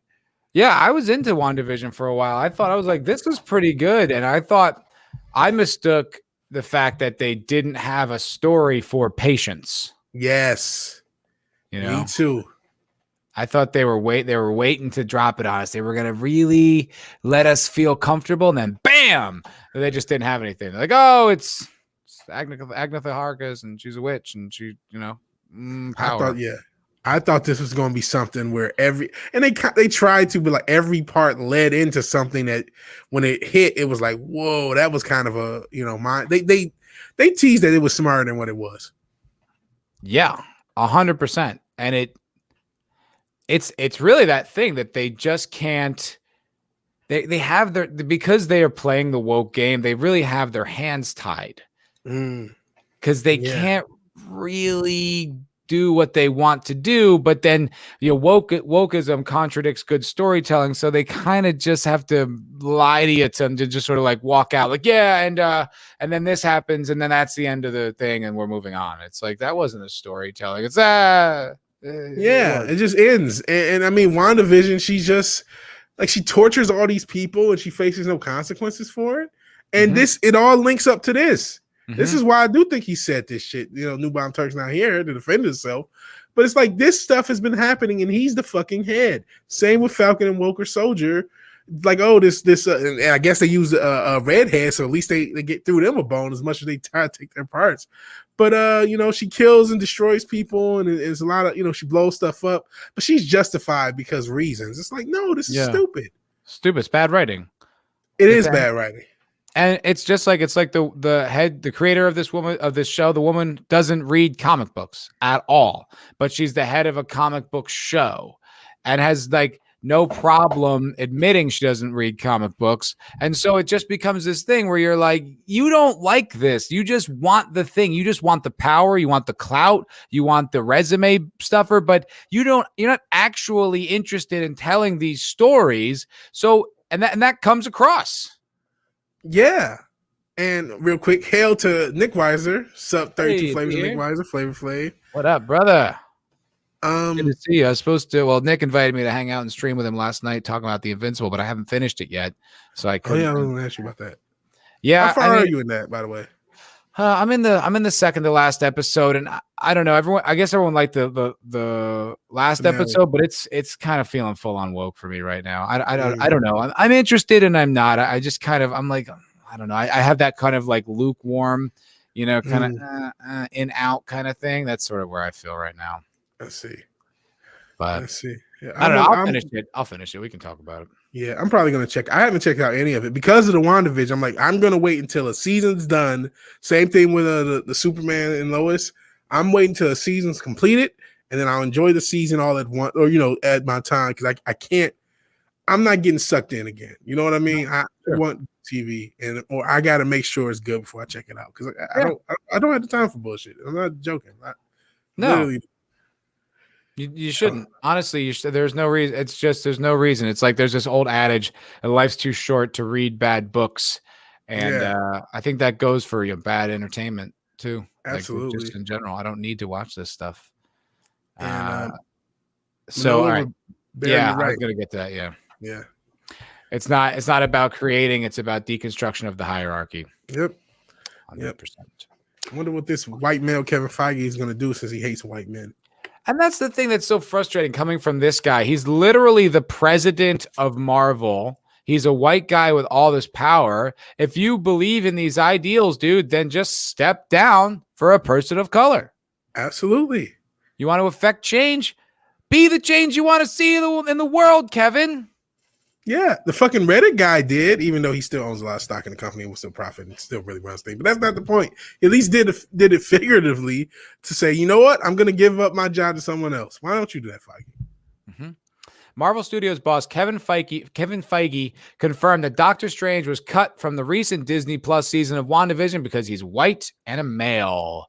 According to MovieWeb, Feige spoke with Brian Hyatt for Rolling Stone about WandaVision and Marvel Studios' initial plans to include Doctor Strange in the show. Apparently, Doctor Strange was supposed to be communicating with Wanda via the commercials that were seen throughout the show, like the Toastmate scene in episode 1 and the Strucker Watch scene in episode 2. That's a really clever device, I have to be honest. Not the watch, talking through the commercials. Yeah, that would have been that would have shown writing and intelligence and well thought outness. Yeah, layers and depth. You know what?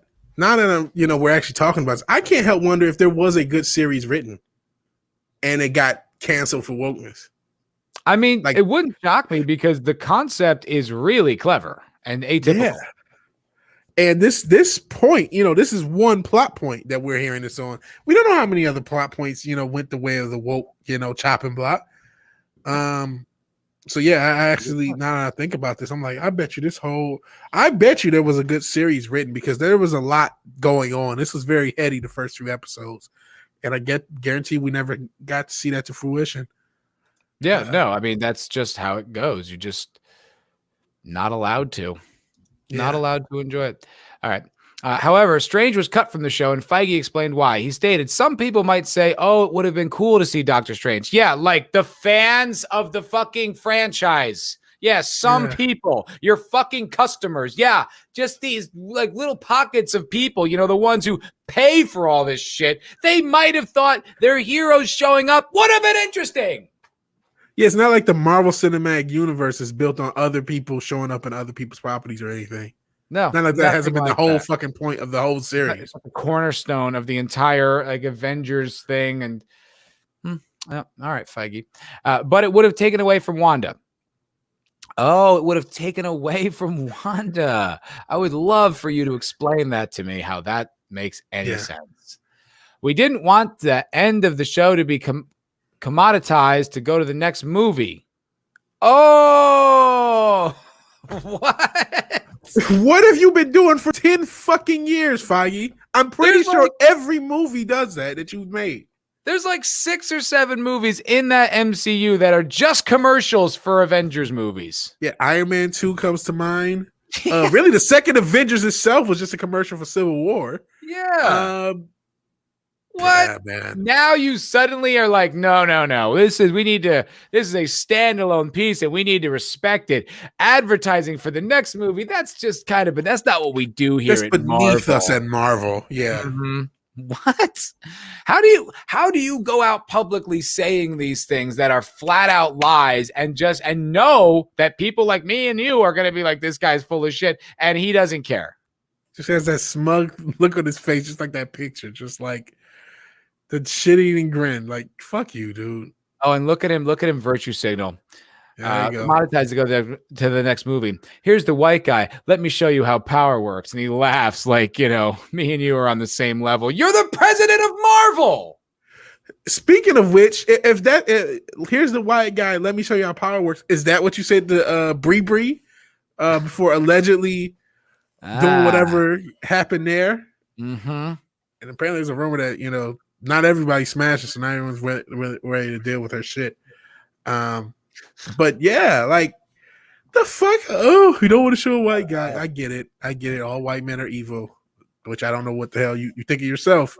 Then yeah, how can you live with yourself maintaining that power position of the president of Marvel? I just don't understand. If you are so adverse to the idea of a white person in power and showing, you know, sad little POCs how the world, then give up your position and allow someone who you know can educate the world properly. Kevin, yeah, you're a white male. You're privileged. You're very. How many people are as privileged as Kevin Feige? Like very few. A very small percentage of the earth is more privileged than Kevin Feige. Honestly, I mean that is a lot of like the corporate postulating when it comes to wokeness. It's just kind of like, yeah, here I'll say the things you want, just don't come after me. That's exactly what this is. That's all this is.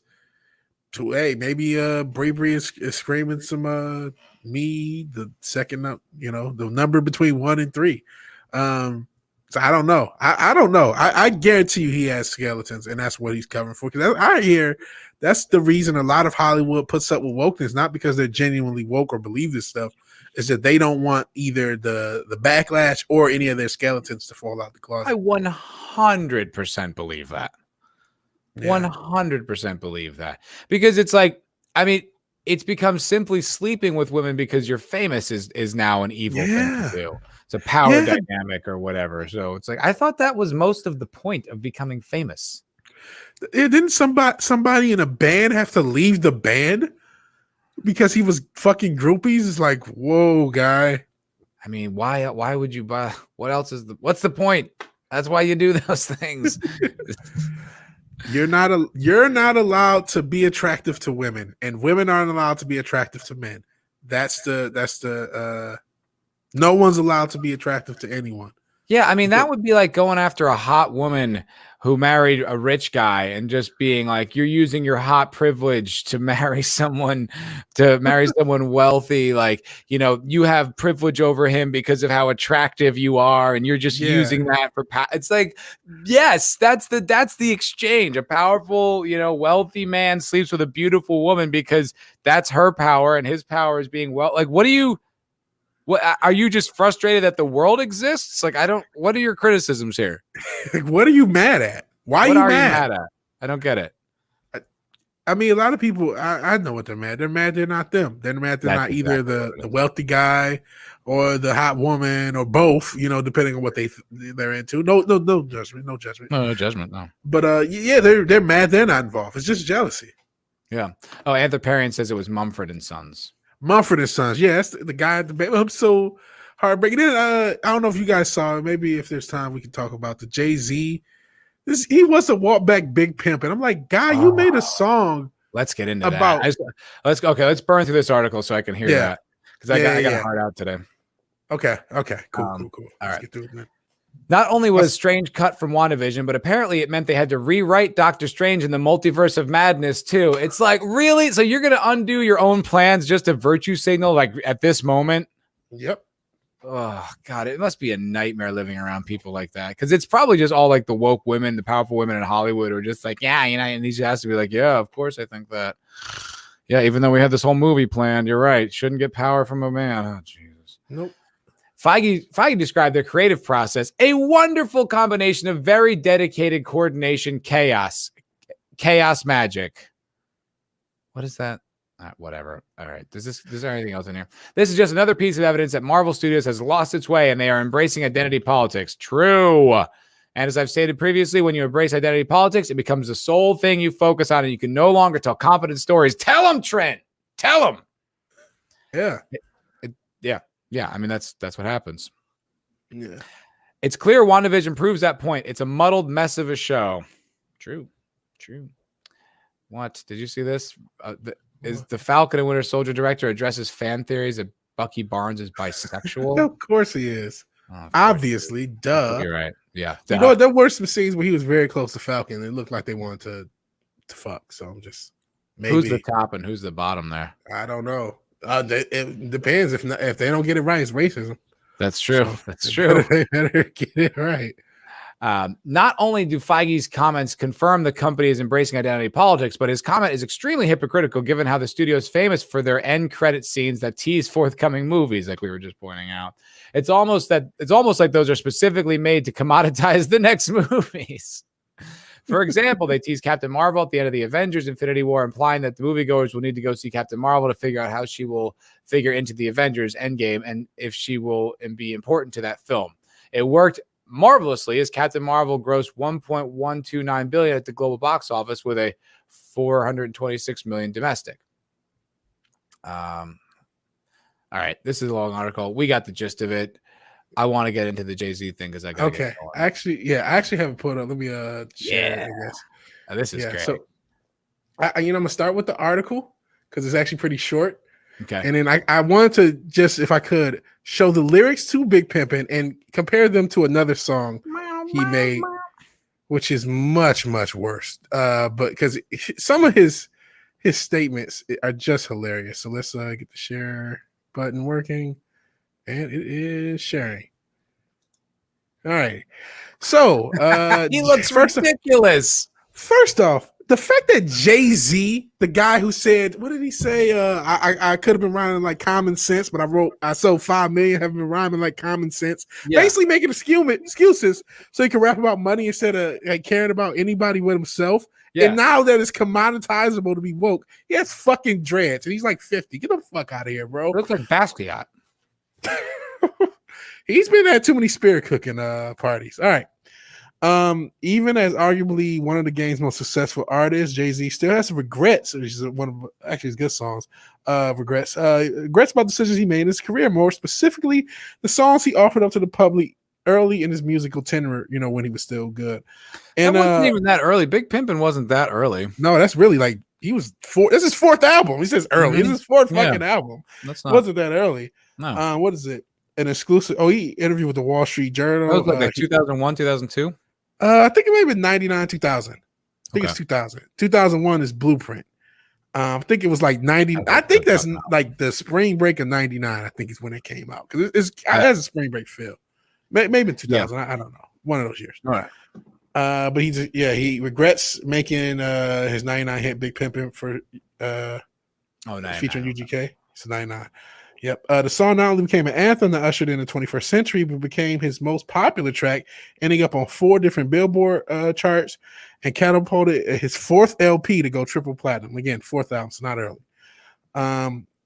He says, while talking to the Journal, Jay talked about his creative process where he's infamously known not to write down lyrics, just spitting them in the booth. He writes them in his head, but it's still kind of a cool process to watch. He says some of his lyrics are very profound. Well, he admitted he wasn't as proud of Big Pimpin'. And the stuff he says, that's the exception. It was like, I can't believe I said that. And he kept saying, what kind of animal would say this sort of thing? What? Reading it is harsh. You know, is that it? Okay, despite the artist's feelings about the smash hit, no doubt it helped him become a star and submit to the status about the music industry. There's people in the field. He's matured since then. I totally understand why he feels. I think he has matured since then, but that doesn't mean that like it's all garbage now. Like the Beastie Boys walking back their Illmatic, it drives me crazy. I'm like, that's the only album I like. License to Ill, Illmatic. That's what I mean. Sorry, License to Ill. It's like that's the only album I like, and you guys are disavowing that. It's like grow up. Like, yeah, we have different perspectives, and you change as a person, and you grow and your ideas develop. But you don't just throw the baby out with the bathwater because you don't think the same way anymore. Yeah. So let's read the lyrics. I mean, are they really that bad compared to some of Jay-Z's other music? He considered himself an animal for this. Okay. Let me see if I can do it. I haven't heard the song in a while. He says, I thug him, fuck him, love him, leave him, because I don't fucking need him. Keep him out the hood, keep him looking good, because I don't fucking feed him. First time they fuss, they breezing, talking about what's the reason. I'm pimping every sense of the word, bitch. You better trust and believe them. This is fun to sing, man. I remember this song. Yeah. What is it? It's just about pimping hoes. Look, if the thing about Jay-Z is like you said, like he doesn't rhyme like common sense. Like it's almost like a formula thing. Like he almost is doing hip hop math. Yes.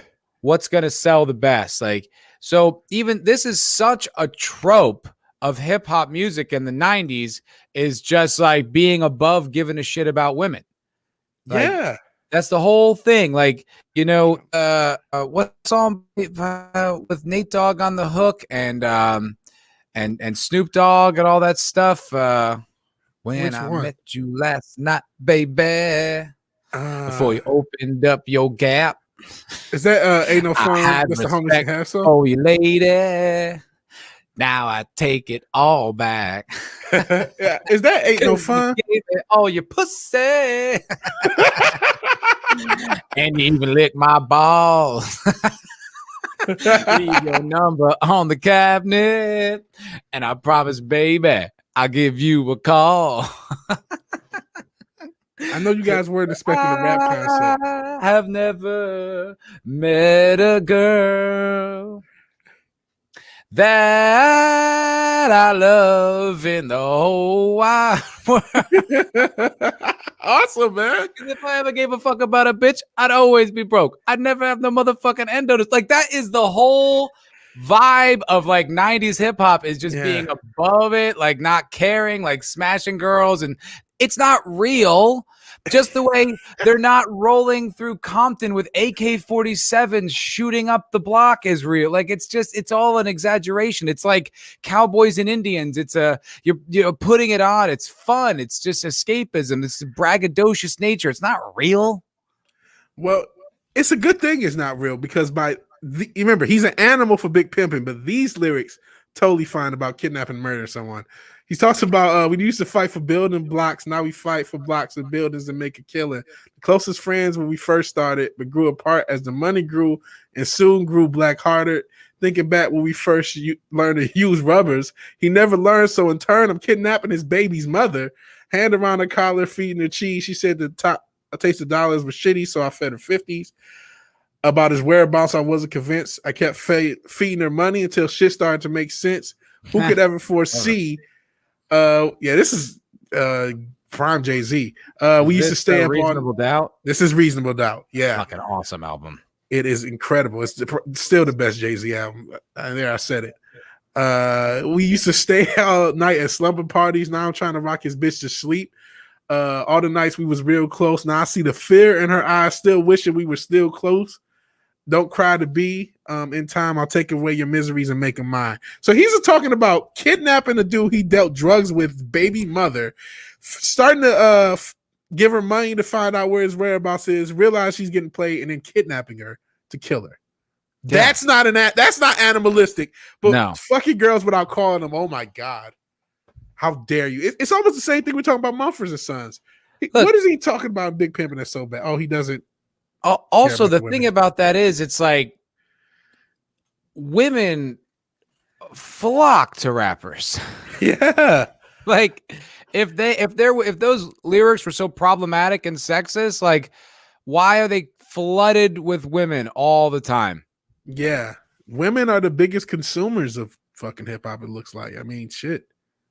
They love like I don't know. I like that song that I was just singing, that Man of War really is giving me shit about. Listen, I was just trying to make a point, okay? And it was an artistic expression trying to drive a point home. I can't think of the name of that song. It's such a good song, but like oh fuck, I forgot where I was going with that. Oh well, it'll come back to me if I need to. It just left my brain. Oh yeah, like well, I'm at parties and shit, and like girls are singing that song. Yeah, it's a good song. It's a great song, but I'm like, that entire song is like reducing you to like a series of wet holes, right? It's not. It is completely as disrespectful as possible. But it's like when it comes from a rapper, it comes across like it's fun, because there is kind of an implication that they don't really mean it. By the way, the hook of the song obviously is "Ain't no fun if the homies can't have none. Ain't no fun if the homies can't have none." Honestly, isn't this liberating women? This is sexual liberation. It kind of is. I don't know. Woke wheelhouse. It is really annoying. I don't like the insincerity of it. Wakedown points out that Jay-Z is worth $1.4 billion. Yeah. So maybe this is just business. Yeah, it's in fashion to be woke. It's funny. You guys thought it was just straight white men, just like Kevin Feige doing the woke train. Oh no, anybody who has a lot of money is just, oh yeah, woke, whatever woke thing I'm supposed to say. Who's an animal? Whatever, please keep giving me money. Well, because if he didn't, they probably could. I don't know. I mean, I kind of have my suspicions about Jay-Z just kind of not being who he represents himself to be. No, he's not. So I don't know. I mean, maybe he's on the down low or something. But like, if he was just a normal rapper, there's probably, how many groupies you think over the years? Thousands. Literally. Easy. So it's like you could definitely bring across a few that took it personally and would be willing to stretch the truth and make, exaggerations. And, with that kind of sword of Damocles hanging over your head, sometimes they just got to be like, all right, don't take my empire. Yeah, I think that's what this is. I can't imagine he looks at these lyrics and like I would laugh at them. Oh my God, because it's kind of funny. And I think it's funny. It's awesome. It's hilarious. And by the way, it's not like we don't have tons of songs with women talking shit about guys and objectifying men, or I'll slice up his car before he cheats. Like, what the fuck? Yeah, that's cool. Yeah, no wonder he doesn't want to stay with women that long. Jesus. And it's like, look, I enjoy that song. I think it's funny. I think it gets a little tired. I'm like, all right, but like for the most part, it's enjoyable. Like it's just fun. But that doesn't mean that I go and then treat women like that. Yeah. Like I mean, that's only because I'm not famous. If I was famous, I totally would, obviously. If I was Big Pimpin' spinning cheese, yeah, I don't have cheese to spend. Yeah, no, but I 4 million albums. It's like it doesn't have an influence over me. Like, oh, we have to get rid of these problematic lyrics, because I'm going to go out there and pimp hoes because I heard it in a song. It's like, It's just fun. It's escapism. I've also never thought I'd start dealing crack, but I do enjoy the 10 crack commandments. So I don't know. I've never dealt crack. I know I'm black and from Detroit, so it's like what? But no, it didn't happen. I'll try to get rid of the I was trying to think of how the woke people would interpret that. There was pressure on you to. All right, it's 7. I got to roll because I have a date. I have a date with a young lady. Yes. Cool. Yeah, we're going to. I don't know, some Cinco de Mayo thing. She's showing me around Austin. I don't really know anything about this place yet, but she's going to show me around. So I've got to wrap it up. Cool. Maybe you are big pimping. Maybe I am. You know what? Look at me. I am big pimping. Yeah. So this was fun, brother. This was a good show. Yeah. Super fun. Super fun. Had a ton of fun. Yeah. Enjoy your date. Thank you, sir. Thank you very much. The chat, thank you guys for hanging out. Yeah. Man of War 665, neighbor of the beast. Good to see you. What's his name? And thank you for the what's his name? That's fine. And thank you for the super chat. I appreciate it. Anthroparian, the Wake Down, Manolo Rivera, Brightest Day. Hell, Lo-Fi Samurai. I don't know if you were here the whole time lurking, but appreciate you being here, man. Good show. Thank you very much. Appreciate that. Vax. Zach 7, thank you so much, and thanks for the comment on the video. I saw that, very much appreciated. Don't forget, everyone, next week time, 2 weeks from now, Chrissy Mayer, be there, be square. That's right. Next week is also on my channel. Yeah, that's right. Tom next week on Vig's channel, Chrissy Mayer back on my channel, and then we got a few other faces that are going to be stopping in. You know them, but we can't really announce them until they're confirmed. So we're going to have some more guests. So this show is going to continue to grow and be a lot of fun. So thank you guys so much. Vigilante, anything to leave the people with? Big pimp, everybody. Big pimp. You know what? Go out there and pimp big. Pimp big. Pimp big. Yeah, don't pimp small. Don't pimp small. If you're going to pimp, shoot for the stars. Exactly. All right. Well, the one thing I have to say is that this is Culture Crime Fighters. We are Culture Crimes Task Force, so powerful, so far-reaching, not even the most dastardly of villains can escape. Our goal is to identify and defeat all culture criminals wherever they lurk and destroy them. For too long have these cretins carried out their nefarious deeds, and we will sit for it no longer. Beware, you may commit your culture crimes, but if you do, justice will be served at the hands of the Culture Crime Fighters. All right. Peace, everybody. I shouldn't Deuces. I think, isn't the